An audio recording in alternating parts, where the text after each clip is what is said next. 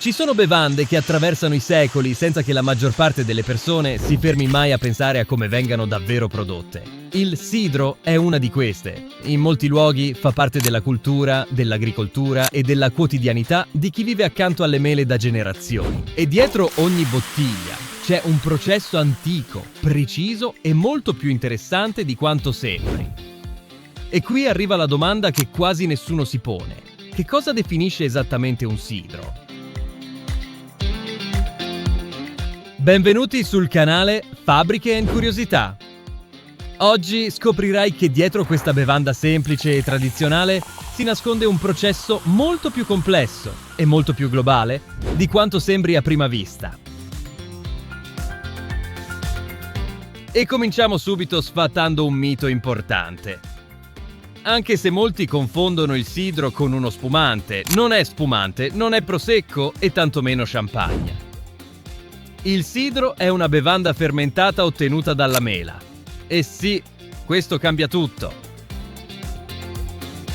Anzi, se nell'ultimo episodio qui sul canale abbiamo visto come l'uvetta richieda un processo estremo di disidratazione fino a diventare quasi un altro alimento, qui accade qualcosa di altrettanto curioso, ma nel percorso opposto.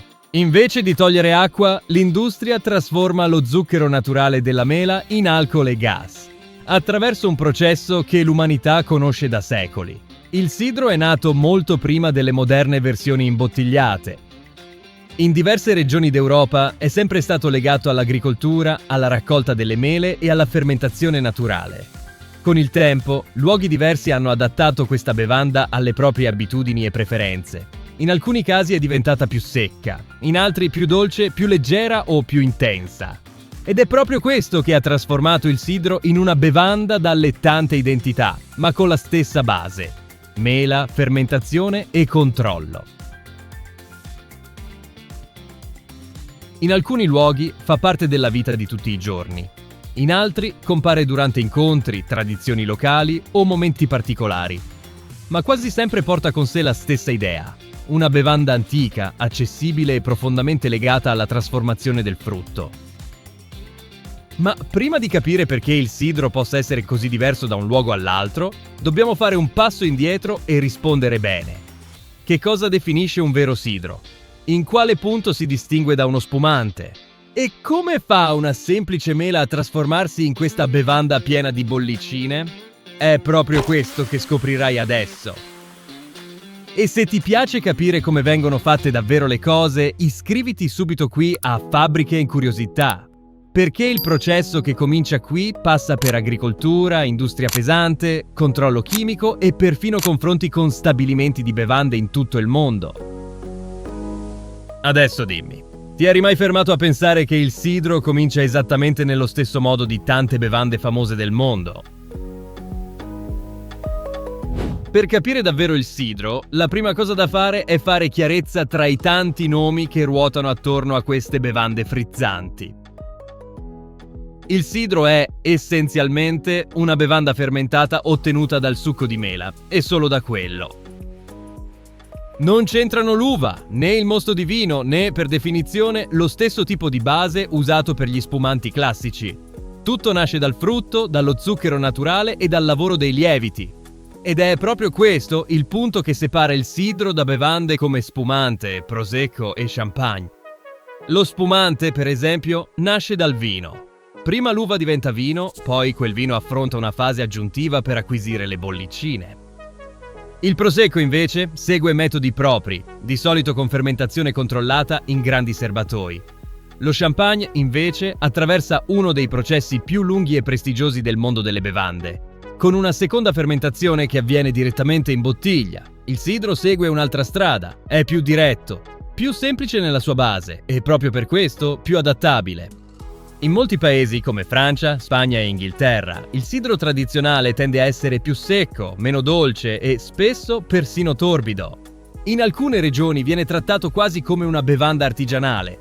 Ogni raccolto cambia leggermente, ogni produttore imprime la propria identità e il sapore varia in base al tipo di mela utilizzato. In altri mercati questo modello è stato adattato per incontrare un pubblico più ampio. In questi casi i consumatori tendono a preferire bevande più morbide, più dolci e più facili da bere.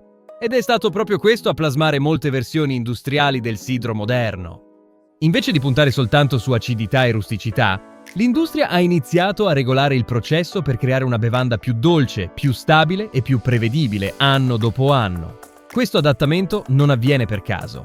Comincia già dalla scelta delle mele, passa per il controllo rigoroso degli zuccheri durante la fermentazione e si conclude nella standardizzazione del gusto. Tutto perché la bevanda conservi sempre lo stesso profilo, quello che il consumatore si aspetta di trovare appena apre la bottiglia. Ed è qui che molti restano sorpresi. Anche se viene vista come una bevanda semplice, il sidro richiede decisioni tecniche importanti.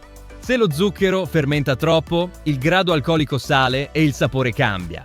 Se fermenta troppo poco, la bevanda risulta eccessivamente dolce. Se l'anidride carbonica non viene controllata bene, la pressione nella bottiglia può variare troppo.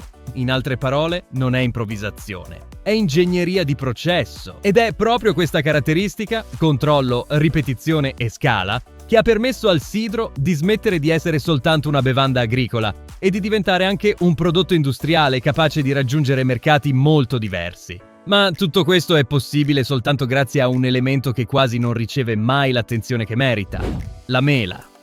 Prima di diventare bevanda, prima di acquisire le bollicine e un'etichetta, il sidro comincia esattamente nei campi, nella scelta del frutto, nel momento della raccolta e nelle decisioni che stabiliscono quanto zucchero quella mela potrà offrire. Ed è proprio questo che vedrai adesso.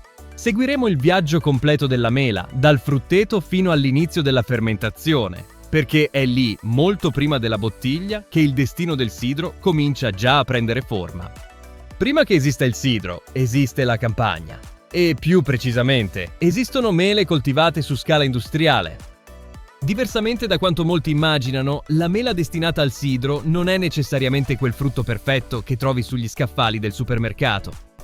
Nell'industria delle bevande, ciò che conta di più non è l'aspetto, ma l'equilibrio tra zucchero, acidità e resa in succo.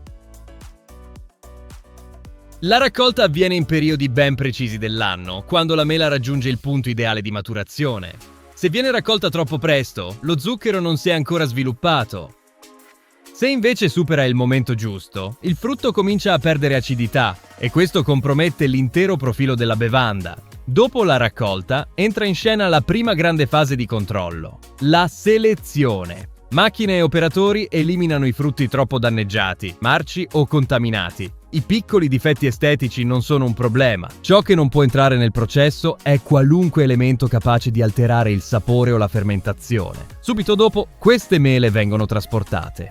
E qui c'è un dettaglio fondamentale: il tempo. Più rapidamente il frutto arriva all'industria, minore è l'ossidazione e maggiore è il recupero dello zucchero naturale. Nelle operazioni più grandi, tutto viene calcolato affinché la mela lasci il frutteto e raggiunga la linea di lavorazione nel giro di poche ore. Una volta arrivata in stabilimento, le mele vengono sottoposte a un lavaggio intenso. Getti d'acqua, spazzole rotanti e sistemi di filtrazione rimuovono terra, foglie e residui invisibili. Solo dopo questo passaggio il frutto è pronto per essere trasformato. La fase successiva è la frantumazione. Le mele vengono schiacciate fino a diventare una massa umida, quasi una polpa densa. Questa fase è fondamentale perché aumenta drasticamente la superficie di contatto del frutto, facilitando l'estrazione del succo. Questa massa passa poi a presse industriali, che applicano una pressione controllata per separare il liquido dalle fibre solide. Il risultato è un succo grezzo, ancora torbido, ricco di zucchero naturale, acidi e composti aromatici che definiranno il carattere del sidro. È qui che la trasformazione comincia davvero. Questo succo non si trasforma in bevanda da solo. Ha bisogno dell'azione dei lieviti. Sono loro a consumare lo zucchero della mela e a convertirlo in alcol e anidride carbonica. Ma, a differenza di quanto accade nei processi artigianali, nell'industria nulla viene lasciato al caso. La fermentazione avviene in enormi serbatoi, con un rigoroso controllo della temperatura. Se la temperatura sale troppo, i lieviti lavorano troppo in fretta e il sapore si sbilancia. Se invece scende troppo, il processo rallenta e la fermentazione potrebbe non completarsi nemmeno. Oltre alla temperatura, l'industria controlla il tempo e, soprattutto, quanto zucchero verrà lasciato nel liquido. questo punto è decisivo per lo stile finale del sidro. Interrompere la fermentazione nel momento esatto è ciò che può garantire una bevanda più dolce, più leggera e con una gradazione alcolica più bassa. In altre parole, il profilo finale del sidro viene deciso molto prima che la bottiglia esista. A questo punto del processo, il liquido è ancora lontano dall'assomigliare a quella bevanda frizzante che conosciamo. È in piena trasformazione, attraversando regolazioni sottili che stabiliranno se quel sidro sarà più secco, più dolce o più equilibrato. E ora che la mela ha già compiuto il suo ruolo, il processo lascia definitivamente i campi ed entra nel cuore dell'industria pesante. Tra poco vedrai come questo liquido fermentato acquisisce bollicine, stabilità, uniformità e scala, attraverso metodi che non appartengono solo al sidro, ma che vengono condivisi con stabilimenti di bevande frizzanti in tutto il mondo. Dopo che la fermentazione della mela viene controllata e il profilo del sidro comincia a prendere forma, il processo entra in una fase decisiva: trasformare quel liquido in una bevanda stabile, gassata e standardizzata. È qui che molti restano sorpresi, perché ciò che accade adesso non è esclusivo del sidro. Il processo che vedrai da questo momento in poi viene utilizzato in stabilimenti di sidro e di bevande spumeggianti in tutto il mondo. Il liquido fermentato passa in grandi serbatoi industriali di acciaio inox. Questi serbatoi non servono solo a conservare, funzionano come ambienti totalmente controllati, dove pressione, temperatura e tempo vengono monitorati in continuazione. In molti sidri industriali, l'anidride carbonica non nasce soltanto dalla fermentazione naturale. Può essere regolata artificialmente, con precisione, per garantire che tutte le bottiglie abbiano la stessa quantità di bollicine, la stessa pressione e lo stesso comportamento al momento dell'apertura. È molto simile a ciò che avviene nella produzione di spumanti realizzati con il metodo Charmat, utilizzato in varie parti del mondo. In questo metodo, la bevanda sviluppa le bollicine all'interno di grandi serbatoi pressurizzati, invece di fermentare lentamente dentro la bottiglia. La differenza sta nell'obiettivo finale. Mentre gli spumanti premium puntano su complessità, aromi secondari e tempi di maturazione, molti sidri industriali cercano uniformità, leggerezza e facilità di consumo. Ecco perché il processo può essere più rapido, più diretto e più prevedibile. Un altro punto cruciale è la filtrazione. Prima di passare all'imbottigliamento, il sidro attraversa sistemi che rimuovono particelle solide e residui della fermentazione. Questo garantisce una bevanda visivamente limpida, stabile e con una durata maggiore, un aspetto essenziale per i prodotti distribuiti su larga scala. Dopodiché entra in scena la fase finale di standardizzazione. Piccoli aggiustamenti di zucchero, acidità e gas vengono eseguiti affinché il sapore sia esattamente lo stesso in qualunque bottiglia, in qualunque lotto, in qualunque anno. È qui che l'industria si allontana completamente dall'artigianale. Nelle produzioni più piccole, ogni raccolto può variare molto. Nell'industria, invece, il consumatore si aspetta di ripetere la stessa esperienza. Aprire la bottiglia oggi o dopo un po' di tempo deve generare la stessa sensazione. E tutto questo accade ancora prima che la bevanda tocchi il vetro della bottiglia. Quando il sidro è pronto, passa alle linee di imbottigliamento ad alta velocità. Le macchine riempiono, sigillano e testano ogni bottiglia nel giro di pochi secondi. I sensori verificano pressione, tenuta e livello del liquido per evitare difetti. Un errore minimo in questa fase può significare perdite, dispersione di gas o perfino bottiglie che esplodono durante il trasporto. Per questo, qui il controllo è assoluto. Questo stesso tipo di logica industriale fatta di serbatoi, controllo della pressione, standardizzazione e velocità è ciò che collega il sidro agli stabilimenti di bevande spumeggianti sparsi in diverse parti del mondo. La differenza non sta nella tecnologia, sta nell'intenzione. Ed è proprio questo che ci porta dritti al punto successivo. Come questo stesso processo generi bevande completamente diverse quando cambia l'obiettivo.